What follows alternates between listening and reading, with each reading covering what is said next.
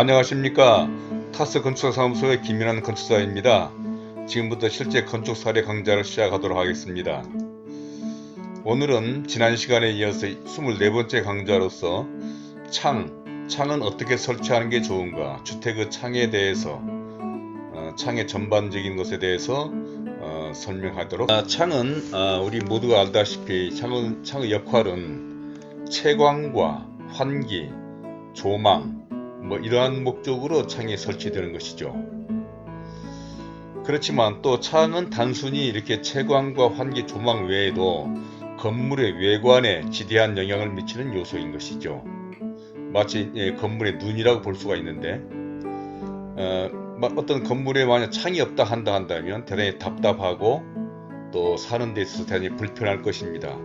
환기뿐만 아니라 어떤 밖에 내다 보이지도 않고 또는 또 채광도 되지 않아서 여러가지 면에서 불편한 점이 있을 텐데, 특히 건축을 설계하는 사람들 입장에서는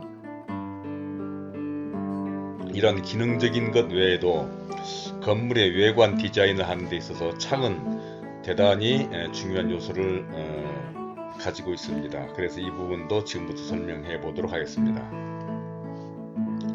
또한 아파트나 또 주택 같은 경우에는 발코니 확장하는 데 있어서 창의 역할은 또 중요한 것이죠. 그러니까 어떤 상가 건물의 도면을 한번 지금부터 보겠는데, 예를 들자면 이 도면이 지금 이 빗금친 부분, 이 부분이 발코니 확장을 표시하는 도면인데, 일반적으로 보면 방에는 창이 하나만 필요하겠죠. 그런데 이 방은 창이 두 개가 있습니다. 그거는 발코니 확장 면적을 좀 인정받기 위해서 이쪽도 발코니 확장을 하고 이쪽도 발코니 확장을 하다 보니까 발코니 확장을 하는데 창이 없으면 발코니로서 인정받을 수 없는 것이죠. 그래서 발코니 확장 설계하는 데 있어서 또 창은 또 발코니 확장과도 또 긴밀한 관계가 있는 것이죠. 또 창은 안전하고도 중요한 관계가 있는 것이죠. 창이 이렇게 뚫려 있는 경우에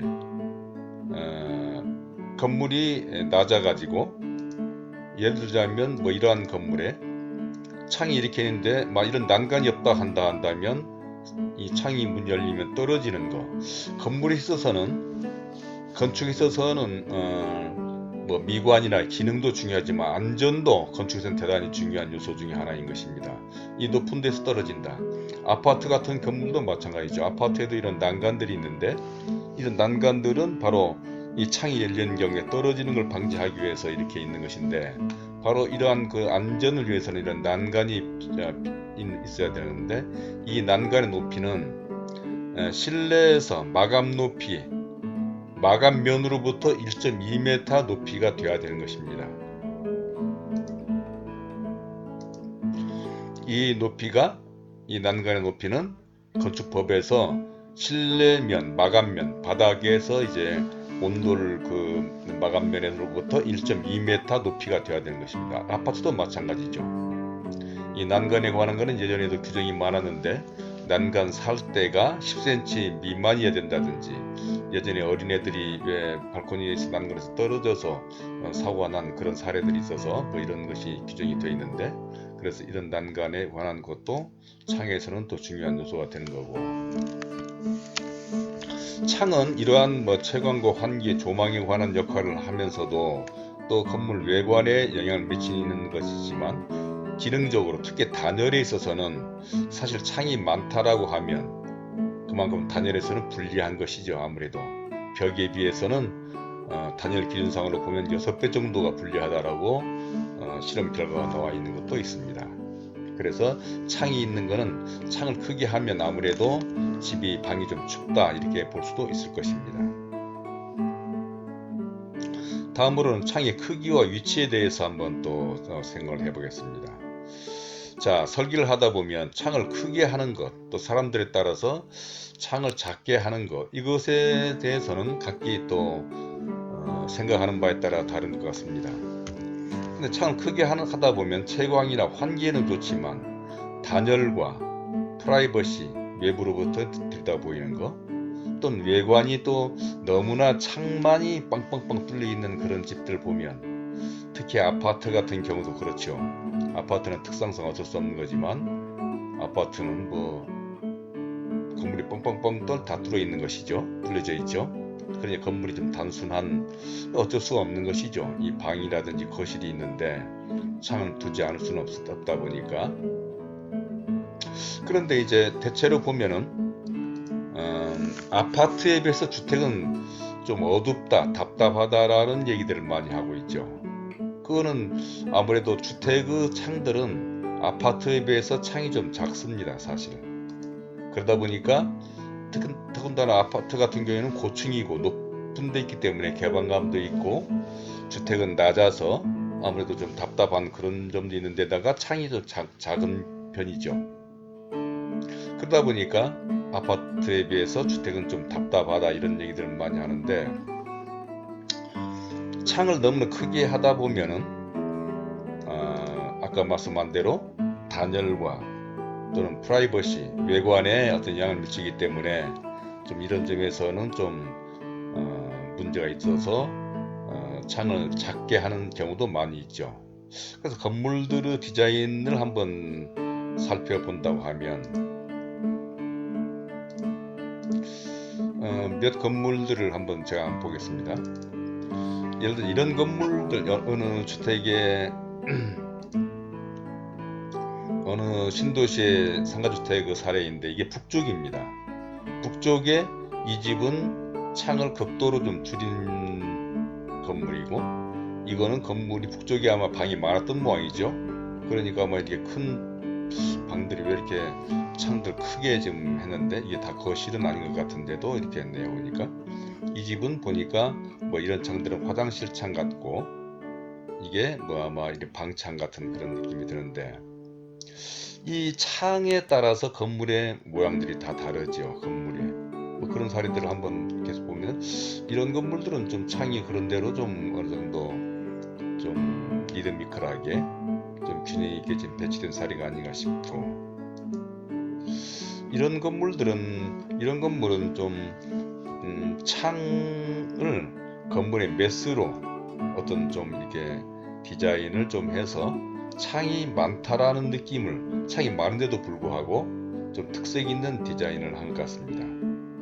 이런 건물에 비해서는, 이런 건물들에 비해서는 좀 느낌이 다르죠.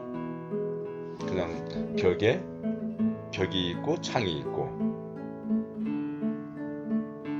이러한 것들을 이 건물에서는 어떤 이러한 부분을 디자인 요소로 해서 어떤 분할과 어떤 메스의 어떤 또 색깔의 어떤 그런 또 이렇게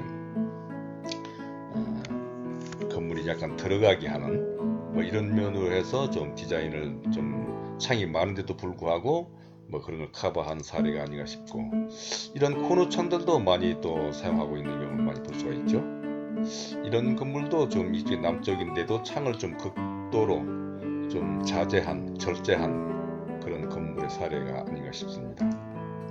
이런 건물도 지금 거의, 물론 이 건물은 이쪽이 북쪽이고 이게 동쪽인데 거의 창을 지금 절제해서 건축한, 디자인한 그런 사례인데, 아마 이런 건물들은 글쎄요, 좀 답답하고 기능적으로는 좀 환기도 안 되고 그런 단점도 있으리라고 생각됩니다. 이런 건물도 이제 북쪽인데 거의 창을 지금 이 창 외에는 두지 않은 사례. 이 집도 보면 창을 좀 최대한으로 북쪽에서는 좀 절제한 그러한 그 디자인 같은데, 이 집은 창을 좀 이쪽에 그 셋백 시켜가지고 창을 좀 이 벽으로부터 좀 약간 좀 간접적인 그런 효과로 된 그런 디자인을 한 것 같습니다. 자, 이렇게 창은 디자인과도 밀접한 관계가 있고, 특히 빌딩 같은 경우에는 글라스 빌딩들, 커튼홀이라 해서 뭐 이런 건물들이 있죠. 사진을 일단 다 지워놓고,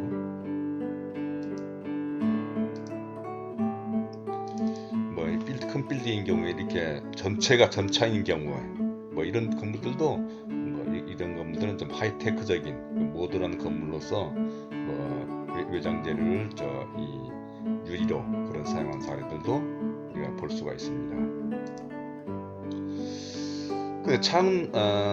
그러면 건물에서 창을 크게 하는 것이 좋은지 작게 하는 게 좋은지는 기능적으로 본다면 창은 크게 큰 것이 좋을 것입니다. 사실은 단열을 제외하고. 그런데 사실은 단열면에서 본다 한다면 창은 예를 들자면 이런 사례를 한번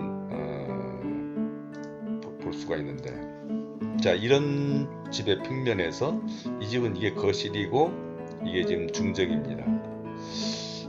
설계자의 의견으로는 이 거실에서 이 창을 통해서 이 중정을 바라보는, 아마 이건 대단히 멋진 그런 장면이 아닐까 싶고, 이 방의 자녀방에서도 이 창을 통해서 이렇게 바라보는 거 대단히 좀 멋스러울 것이라고 생각합니다만은, 아마 단열면에서는 아마 이쪽에 코너 창이 있고 또 이쪽에 창이 있고, 그러니까 상당히 좀 불리하다. 그래서 이 창을 좀 두지 말았으면 좋겠다라는 의견도 있고, 어떤 사람은 또 아마 그런 조망 때문에 창을 두고 싶어 하는 그런 경우도 있었죠. 그런데 창이라고 하는 것은 사실은 창을 설치하지 않으면 창을 다시 만들 수는 없는 거지만, 창이 있는 경우라면 만약에 그런 부분이 문제가 된다 한다면 커튼이나 또는 블라인드로 아마 그런 부분을 커버할 수가 있으니까, 제가 보기에는 창이 없는 것보다는 있는 것이, 창이 작은 것보다는 더 큰 것이 좋지 않을까, 사실은 저는 그렇게 생각해 봅니다. 특히 단열면에 있어서는 우리나라 같은 경우에는 한 겨울인 3개월 정도만 제외한 여름이라든지 이런 때는 뭐 창이 큰 창들이 더 시원하고 문을 열 수가 있으니까 좋은 것이겠죠. 그래서 창에 대한 생각은 각기 생각이 다르겠지만, 저라면은 외관상 크게 지장이 없다 한다고 하면 창을 작은 것보다는 큰 창이 좋지 않을까. 바로 그런 큰 창들은 블라인드와 커튼으로 커버할 수 있기 때문에 저는 그렇게 생각합니다.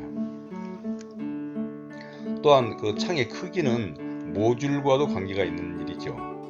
창은 예를 들자면 이런 창이 있는 경우에 이 창의 크기를 어느 정도로 할 것인가 라고 하는 것은 물론 그 방의 크기에 따라서 다를 수가 있겠죠.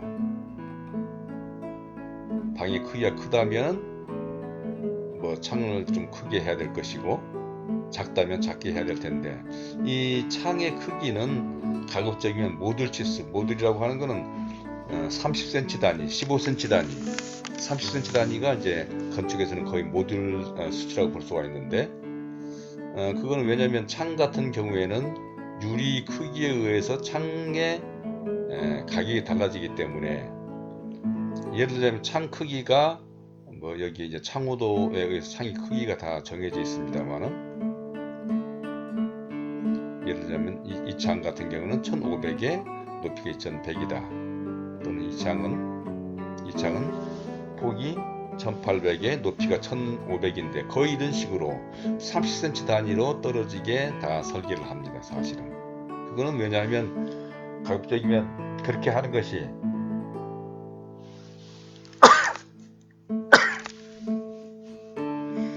건물의 마감이나 또는 재료를 전략하는 면에 있어서 공사하기에 적절하기 때문에, 바로 그런 것을 모듈이라고 얘기하는데, 그 모듈 치수와 관계되는 걸로 창의 크기를 정하는 것이고, 또한 가구 배치와 창의 위치도 또 중요한 것이겠죠.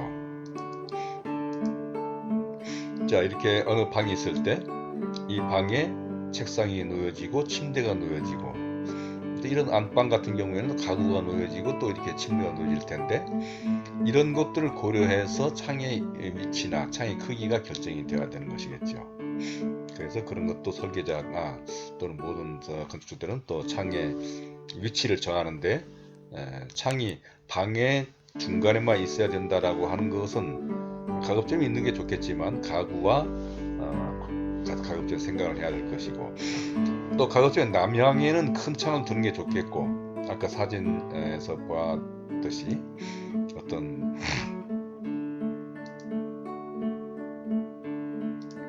북쪽에 있는 건물들은 북쪽에는 가급적이면 창을 좀 줄이고 서쪽, 특히 서쪽에도 또 창이 많다라고 하는 바람직한 일이 아니죠. 남쪽이나 동쪽 이런 쪽에 창을 많이 큰 창을 배치하는 것이 가급적이면 좋지 않겠나 그런 생각합니다. 또한 스루 벤틸레이션, 우리나라 말로 얘기한다면 맞창이라고 볼 수 있을 텐데, 가급적이면 이건 평면 설계하는 데 있어서 우리가 생각해 봐야 될 건데, 아파트 평면을 본다면, 이런 평면을 보면 가급적이면 이 거실과 주방이 한 공간에 있어서 오픈된 것도 좋지만, 이 창과 이 창이 바로 맞통해서 여름에는 바람이 관통할 수 있는, 스루 벤틸레이션이 될 수 있는, 이와 같이 문을 열어주면 이러한 평면이 가급적이면 좋을 것입니다. 그런데 이런 면에서 본다 한다면 주상복합 건물이라든지 또는 상가주택, 특히 상가주택 같은 경우에는 그런 면에서는 불리한 점이 있죠. 왜냐하면 어느 상가주택의 3층 평면을 보면 거의 대부분 상가주택 같은 경우에는 계단실과 엘리베이터실, 코어라고 얘기하는데, 코어가 거의 대부분 중앙에 위치하는 게 일반적이죠. 그래야지 세대가 이쪽 세대 분할하기도 좋고, 또 상가도 전면적으로 또 넓게 확보할 수 있어서, 그런 면에서는 이제 코어가 가운데 있기 마련인데, 그러다 보면은 세대가 예를 들자면 이쪽 302호하고 301호 간에 보면 창을 맞창을 두기가 좀 어려운 것이 사실 이 상가주택의 좀 단점이고, 그거는 뭐 이제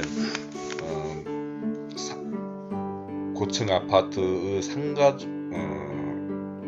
주상복합 건물, 뭐 그런 경우도 거의 대부분이 주상복합 건물에는 복도나 또 코어가 가운데 중심에 위치하다 보니까 각 세대에서는 맞창을 만들기는 좀 쉽지가 않죠. 그런 면에서는 좀 불리하다고 볼 수가 있을 것입니다. 그렇지만 가급적이면 설계자들은 웬만하면 좀 이런 어느 주택에 있어서도 이런 식으로 이 거실 내 이 큰 창과 이쪽에 창이 이렇게 맞통하게 이렇게 설계하는 것은 대단히 참 중요하다고 생각할 수가 있습니다. 그건 뭐 평면 계획하는 데 있어서 그것도 좀 고려해야 된다는 얘기인 것이고, 또 창은 또 민원의 또 대상이 될 수가 있죠. 이 창을 통해서 옆집 건물이 그냥 마주보는 창이 있는 경우에는 2m 이내에 마주보는 창이 보인다 한다면 차민설을 해야 된다는 건축법이나 민법에 또 규정이 되어 있습니다. 차민시설은 뭐 여러분들이 건물에서 많이 봤겠지만, 예를 들자면 이런 것들이죠. 요즘에는 제품으로까지 나오는데, 창에 이렇게 옆에 건물이 보이지 않도록 차민시설을 해야 되는데, 이 옆에 인접 건물과 2m 이내에 마주보는 창이 있는 경우에는 나중에 먼저 건축하는 사람이 뭐 할 수도 있겠지만, 법에서는 나중에 건축하는 사람이 이런 차민시설을 해야 된다라는 그런 또 의무 조항도 있습니다. 이런 것도 좀 고려를 해야 될 것 같습니다. 다음으로는 창의 종류를 한번 생각을 해볼 수가 있는데, 형식에 따라서는 단창과 이중창이 있고, 재료에 따라서는 PVC 창과 알루미늄 창 등이 좀 있는 것이죠. 이 외에도 뭐 여러 가지 창이 있겠지만, 일반적으로는 이런 것들이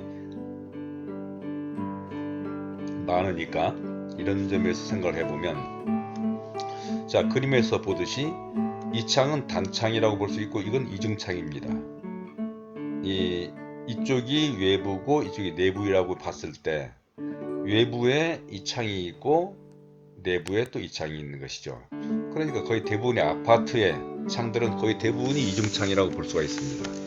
그렇지만 요즘에 주택이나 뭐 이런 상가주택에서도 많이 쓰이지만, 시스템 창호라 해서 단창을 시스템 창호라고 얘기하죠. 이건 단창입니다. 이게 외부고 내부고, 단창은 이건 슬라이딩 창인데, 이 미닫이 창인데,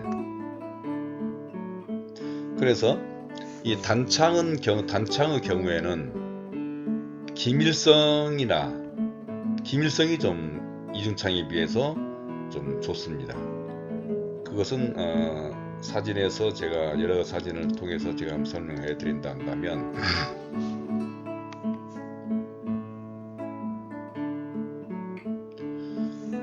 이것이 일반적으로 보는 이중창이죠.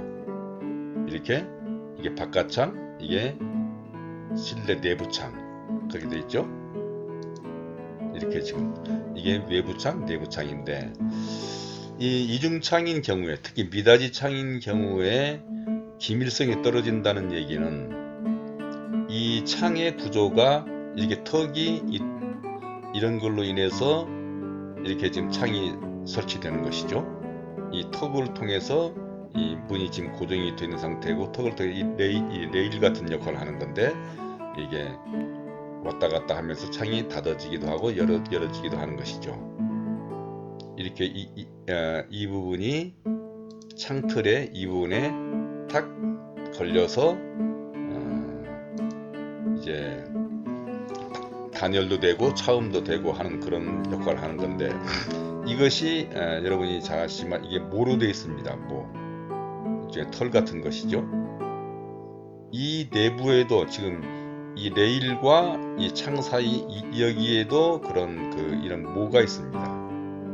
근데 왜 이중창은 단창, 시스템 창에 비해서 기밀성이 떨어지냐고 얘기하냐면 이것이 오래 사용하다 보면 이제 마모가 되는 것이죠. 이런 것들이 닳게 되는 거죠. 그리고 여기는 창이 설치를 위해서 이런 정도 여유를 가지다 보니까 여기에서 아무리 이런 모로 그런 어떤 그 털 같은 걸로 해서 한다 해도 아무래도 좀 문제가 발생할 수가 있는 것이죠. 이에 반해서 시스템 창은 이렇게 밖으로 열리기도 하고 안쪽으로 닫히기도 하고 이렇게 지금 이런 창인데 이런 가스켓이라 해서 이게 지금 고무 제품인데 이쪽에도 붙어 있고 이게도 붙어 있는 것이죠. 그래서 이 창이 이게 닫히는 경우에는 거의 밀폐되다시피 타이트하게 되는 것입니다. 이 손잡이에 와서 완전히 꽉 조이면 거의 기계처럼 거의 밀폐된 상태가 되는 것입니다. 이런 면에서 있어서 이 이중창은 거의 대부분이 이 미닫이 창인데 이런 면에서 단창, 시스템 창이 기밀성이 우수하다고 얘기하는 것입니다. 그리고 단창은 또 개방감이 있는 거죠. 통창으로 하다 보니까 두 면에서 보면 이렇게 표시할 수가 있는데 이런 창으로 이렇게 이 창호도에 이게 지금 단창의 어떤 지금 슬라이딩 이런 단창의 예인데 이 단창 같은 경우에는 창선이 없기 때문에 개방감이 있는 거죠. 근데 아무래도 이중창인 경우에는 이 창선에 의해서 이런 틀에 의해서 많이 가려지니까 개방감이 좀 부족해서 좀 그런 면에서는 단창이 좀 유리하다고 볼 수가 있는 건데 이 시스템 창은 사실 PVC 이중창에 비해서 가격은 비싼 단점이 있습니다. 심한 경우는 거의 한 1.5배 내지 2배까지 비싼 그런 경우도 있는데 이런 경우가 굳이 얘기할 수 있을 것입니다. 그에 반해서 이중창은 기밀성은 떨어지지만 단열은 좀 우수하고 결로 처리가 또 우수하다고 볼 수가 있습니다. 그 얘기는 무슨 얘기냐면 특히 또 단창이나 이중창에서는 또 페아그라스 여기서 또 유리에서 얘기하겠지만 이중유리 또 삼중유리 요거는 여기에서 유리에서 얘기하도록 하겠습니다. 근데 아무리 삼중유리는 이렇게 생긴 건데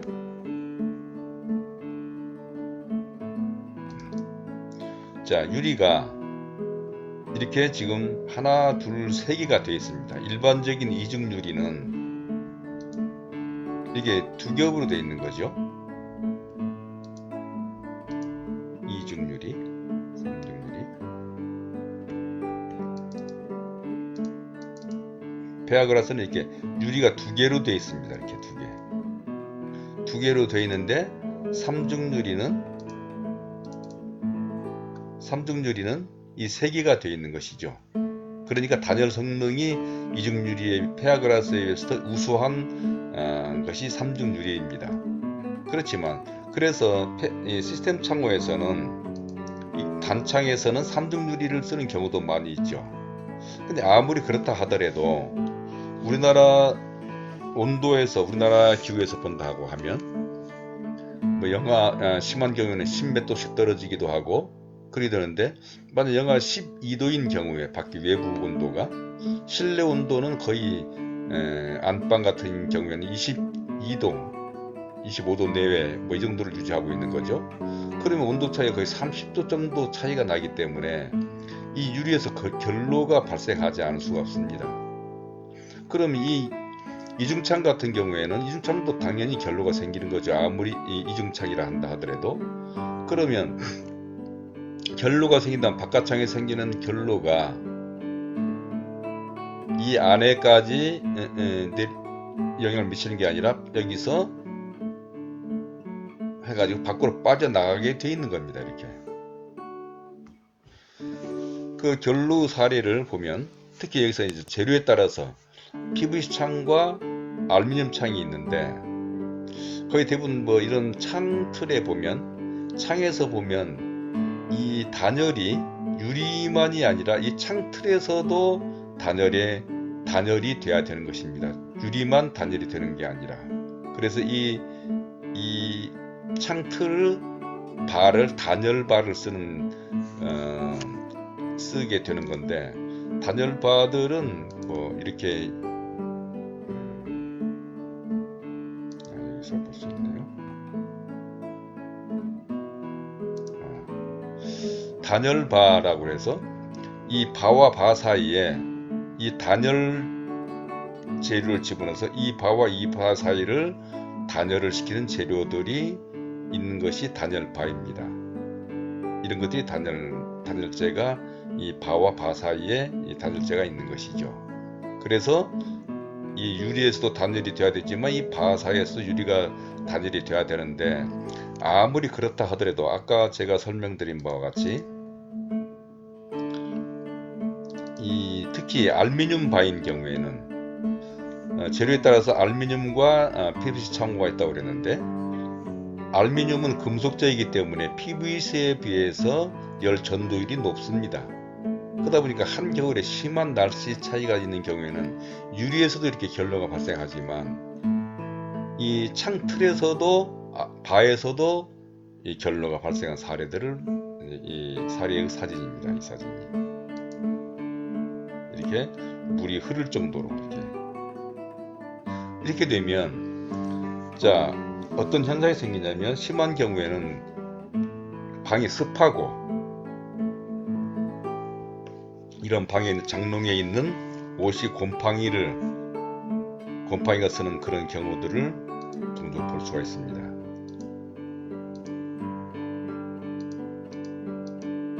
그래서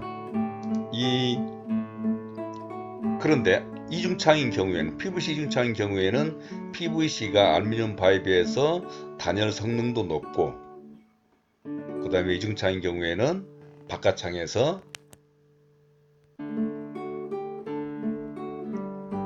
결로를 한번 커버해주는 그런 단점이 있어서 특히 상가주택 같은 경우에는 단독주택이나 뭐 이런 그런 건물이 아니기 때문에 가급적이면 PVC 이중창이 기밀성은 다소 떨어지는 점이 있을지 모르겠지만 단열과 결로 처리하는 데 있어서는 더 유리하지 않나 이런 생각을 해볼 수가 있는 겁니다. 또한 코너창과 이중창 디자인을 하다 보면 이제 코너창을 쓴 건물들을 많이 볼 수가 있는데 코너창을 쓰는 경우들이 종종 있죠. 뭐 이런 건물들이 여기서도 코너창을 사용했고 뭐 이런 건물 코너 창들이 약간 디자인에서 약간의 좀 어떤 좀 특이한 점이 있어서 코너 창을 선호하는 경우가 있는데, 코너 창인 경우에는 이중창을 쓰다 보면 사실은 코너 창은 이중창을 쓰기에는 좀 불리한 점이 좀 있습니다. 이것도 이제 갤러리 사진이네요. 이것도 코너창, 이것도 이제 코너창의 그 사례인데, 이 코너 부분에 이거는 지금 단창인 경우에 이게 단창입니다. 시스템창. 그러다 보니까 여기에 이 부분에는 바가 서지 않다 보니까 그런 대로 개방감이 있는 거죠. 이와 같이 여기에 바가 아니라 유리와 유리를 조인트한 그 코킹한 것입니다. 근데 이중창이라 한다면 여기에 큰 바가 서야 되는 겁니다. 이쪽에서 오는 창, 이쪽에서 오는 창. 그럼 코너창을 두는 목적은 이 외관을 좀 조망이 좋게 하기 위해서 코너창을 사용하는 건데, 이중창을 사용하다 보면 좀 그러한 부분이 떨어지게 되는 것이죠. 그래서 코너창을 두는 경우에는 이중창을 쓰는 거는 좀 신중하게 생각해 봐야 된다라는 의미에서 제가 이 얘기한 것입니다. 다음에는 창의 구조, 특히 단열과 기밀성에 있어서 얘기하겠는데, 단열면에 있어서는 이 창뿐만 아니라 창틀과 건물, 창은 이렇게 이런 구조로 되어 있는 거죠. 이게 창틀이고 이게 창입니다. 그러면 이 창과 창틀 사이의 기밀성, 아까 단창과 이중창에 있을 때 그 설명했습니다만은 이것도 중요하지만, 이 창과 건물, 벽과의 연결되는 부분, 그 부분이 그 부분이 기밀하고 또 단열이 되어야 되는 것이죠. 그걸 또 사진에서 설명드린다면 이렇게 설명할 수가 있습니다.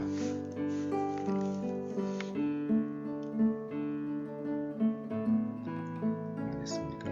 네. 여기 있습니다. 자, 창은 이게 이제 구조체입니다. 이게. 그러니까 우리가 이제 이걸 보기 전에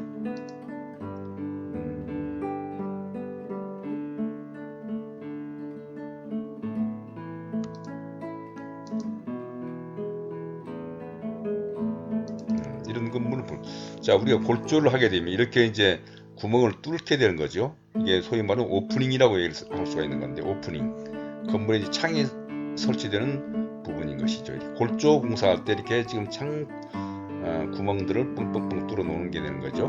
그럼 이 창의 크기는 어떻게 해서 결정이 되느냐면, 이 창호도 건물의 평면에서 이렇게 이제 창의 위치가 설정이 되고, 이 창의 크기가 이 창호도에서 예를 들자면 PW2 크기는 PPW2 플라스틱 창이라서 PW인데, PW2가 이 창입니다. 자, 이 창은 크기가 6200에 2000이다. 이렇게 지금 창호도에 표시되어 있는데, 이 크기만큼을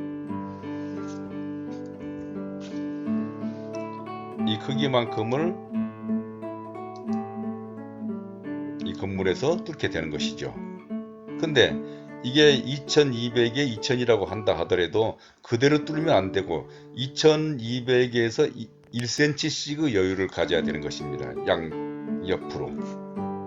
그러니까 이렇게 얘기할 수가 있는 거죠.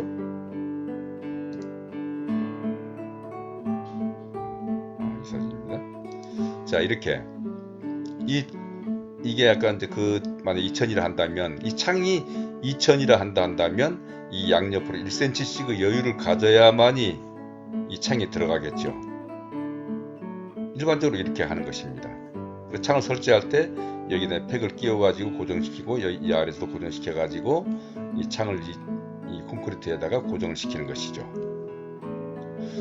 그러니까 이 간격은 1cm 정도가 된다는 것입니다. 내면이. 그럼 이 부분을 어떻게 처리하느냐 하면 창을 설치한 다음에 이런 식으로 이 코킹을 하는 것이죠. 폼으로. 이렇게 하지 않으면 구멍이 뚫려 가지고 바람이 숭숭 샌다든지 또 그런 단열이 안 되고 또는 또 결로 현상이 발생될 수 있는 요인이 되기 때문에 이런 식으로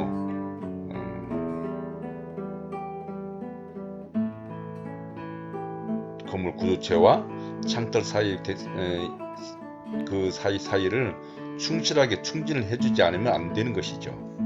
그래서 바로 그런 부분을 설명한 것입니다.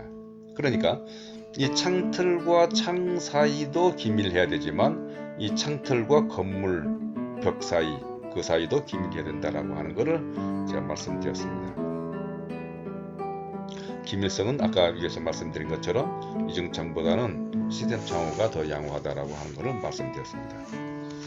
다음으로는 유리에 대해서 설명드리겠습니다. 창에서 중요한 부분을 차지하는 이 유리는 거의 대부분이 페아그라스를 사용합니다. 이중유리라고 얘기하죠.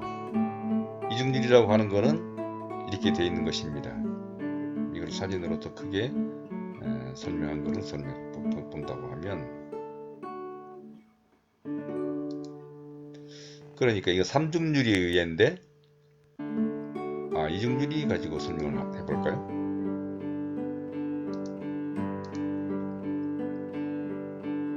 페아그라스. 자, 이것이 이제 이중유리, 이것도 이중창인 경우에 그 얘기하는 건데, 이게 지금 보시다시피 유리가 있고 유리가 있고 이 사이에 공간이 있는 것이죠. 또 다른 사진으로 한번 페아그라스를 구조 이렇게 되어 있는 거죠. 자세히 보면 이게 유리, 이게 5mm 유리입니다. 5mm 판유리. 그리고 이 가운데가 공기층이 있고 이 간격재가 있는 거죠. 간격재. 이거 흡습재가 들어가야 되는 것인데, 자, 그러면 우리가 페아그라스는 도면에 16mm 또는 22mm, 24mm 유리라고 표현이 됩니다. 그게 여기에서 보면 이렇게 되는 거죠. 유리. 자, 유리는 이건 3중 유리인 경우이고 2중 유리인 경우에 한번 볼까요?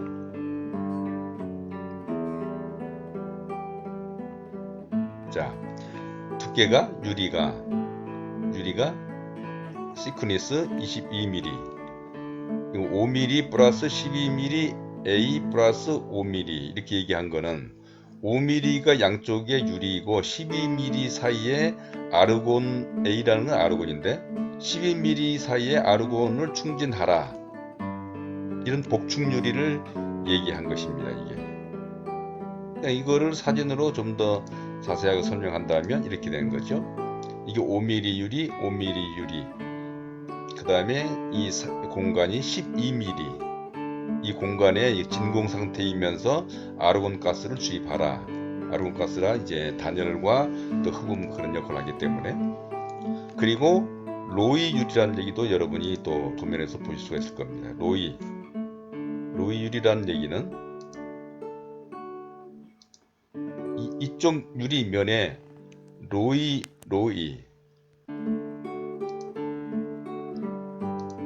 로우이라고 하는 거는 로우 에미서비티 유리, 로우이가 이 로우이의 약자입니다. 그래서 이거를 또 그림으로 자세히 설명한 것이 요건데, 자, 이거는 5mm 판유리 하나죠. 근데 이게 페아그라스입니다. 두 개의 유리가 있고 가운데 사이가 22mm 복층유리라고 되어 있죠. 근데 복층유리에다가 이 안쪽에다가 유리 안쪽에다가 로이 코팅을 슈퍼로이라고 얘기했습니다만은 이걸 코팅을 해서 한다면 복사열에 관한 효과가 있기 때문에 로이 유리를 쓰게 되는 것이죠. 그래서 도면에 보면은 이렇게 표시되는 겁니다. 22mm 같은 경우에는 5mm 플러스 12mm 중공층, 5mm 바깥유리, 그 다음에 로우의 유리를 또 사용하라, 이런 얘기가 되는 것이죠. 아르곤 가스에 로우 유리가 있는 것이 되는 것입니다.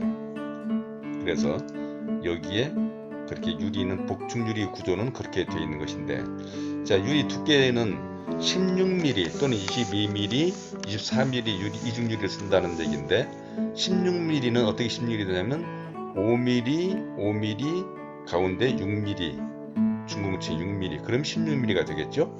22mm는 5mm, 5mm, 12mm 하면 22mm가 될 것이고, 24mm는 이 중공층이 14mm가 되는 경우에는 24mm가 될 것입니다. 이 중공층이 이제 클수록 뭐 단열의 효과가 있다라고 그래서 이렇게 되는 거지만, 사실 이게 유리가 폭이 넓어지면 그만큼 바 두께가 넓어지는 그런 또 문제가 될 수가 있습니다.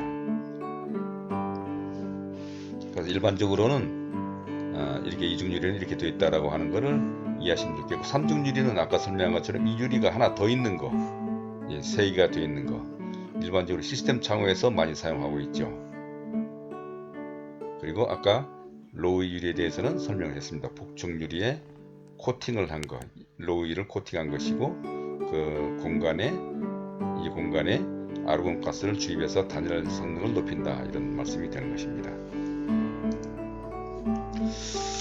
다음으로는 이제 설계를 하다 보면 창의 개폐 방법이라든지 창의 크기도, 설계자들은 아까 설명한 것처럼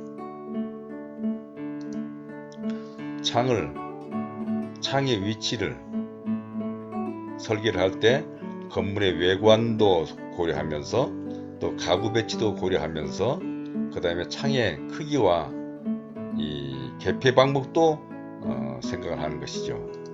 그래서 어떤 건물들에 보면 창을 뭐 이렇게 큰 가운데는 고정창을 두고 양쪽에서만 개폐하는 방법인 그런 창도 있고, 또 끝에만 또 이게 턴앤 틸트라고 얘기하는 건데, 이 시스템 창호다 보니까 이런 창이 되어 있습니다. 그래서 이 고정창이 있으면은 사실은 가운데 바들이 필요 없기 때문에 개방감도 있고 시원한 그런 감은 있는데, 사실 환기면에 있어서는 좀 불리하다고 볼 수가 있겠죠. 그래서 멋은 있겠지만 환기면에서는 불리한 점이 있는데, 그래서 이러한 그 창의 개폐 방법에 대해서는, 자, 고정창은 조망과 개방감은 좋죠. 환기는 좀 좋지 않고, 미닫이 창은 양옆으로 열리는 창이죠. 좌우로. 이거는 환기에는 좋지만 조망에는 좀 불리한 그런 단점은 또 있습니다. 그래서 아까 본 창처럼 양쪽에는 미닫이 창이 붙고 가운데는 고정창이 붙는 뭐 이런 식의 것도 설계자들은 또 고려해서 어떻게 분할할 것인지를 고려해서 만드는 것이죠. 그다음에 미석이 창은 창이 밖으로 열리는 창. 아까 제가 사진에서 보여드린 이런 창이 미석이 창이죠. 이런 창이 밖으로 열리는 창입니다. 쭉 미는 거죠, 밖으로. 이런 창도 있고 안쪽으로 또 당겨서 여는 그런 창도 있죠. 근데 그런 거는 공간을 차지하기 때문에 설계자들이 잘 생각하고, 틸트 앤 턴 앤 틸트라고 하는 거는 시스템 창에서 열어 가지고 이게 틀어서 옆으로 열게 하는 그런 창도 있습니다. 다음으로 창 공사하는 데 보면은 예전에도 설명드린 바가 있는데, 예를 들자면 건물에서 아까 설명한 것처럼 이 창호도와 평면도, 구조도를 보면서 이 창의 위치에다가 이렇게 창에 골조 공사하면서 창을 다 뚫게 되는데, 창을 설치하는 경우에는 창호도를 보고 이 도면에 이 창호도에 있는 대로 창을 제작하는 게 아니라, 뭐 PW2가 예를 들자면 1800에 1500이다 이렇게 해서 요놈 가지고 창을 그대로 만들면 안 되는 거고, 실제로 현장에서 공사한 이 골조공사 이루어진 이거를 실제 다 일일이 실측을 해서 창호를 제작을 해야 되는 것입니다. 그래야지 이 공사를 하다 보면 약간의 편차가 있기 때문에 그렇게 해서 실측을 한다고 하는 것도 중요하고, 또 하나는 오프닝이 아까 설명한 것처럼 이 오프닝 이 간격을 창틀보다도 1cm 여유를 갖는다고 하는 거, 그리고 여기에 단열재를 충진한다라고 하는 거, 이것도 중요한 것이고, 또 외장재가 벽돌인 경우에는 벽돌이 감싸 돌아서 이렇게 하기 때문에 벽돌 두께만큼 이 오프닝을 자기 설계자가 의도한 대로 창 크기를 2m로 했다 한다고 하면 이 벽돌 공사인 경우에는 좀 더 여유를 가지고 공사를 해야 된다라고 하는 것을 또 잘 감안해야 되는 것입니다. 자, 지금까지 제가 이 창호에 대해서 자세하게 설명드렸습니다.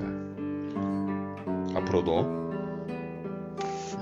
또 시공 과정까지도 한번 제가 소개해드리는 기회를 갖기도 할 테니까 궁금한 점 있으면 댓글로 질문해 주시면 감사하겠고, 구독과 좋아요 버튼도 누르시면 더욱더 감사하겠습니다.